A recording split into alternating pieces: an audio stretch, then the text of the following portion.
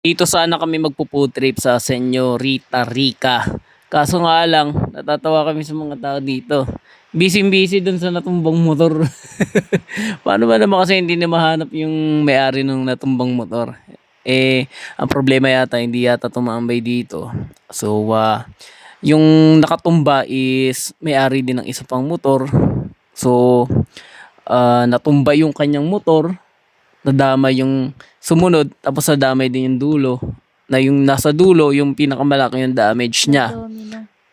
Yes, may side effect dito. Side effect, side audio, side Domino comment. nga nangyari. O sige, ayun daw, domino daw nangyari. So, yung voiceover natin walang kinalaman dito sa view. Pero, yun nga, kasi gusto ko lang ikwento kung bakit kami napadaan na dito. Kasi dapat magchichibog kami. Pero, yun nga, umalis na kami kasi walang pumapansin namin dito. Para kaming tungak dito.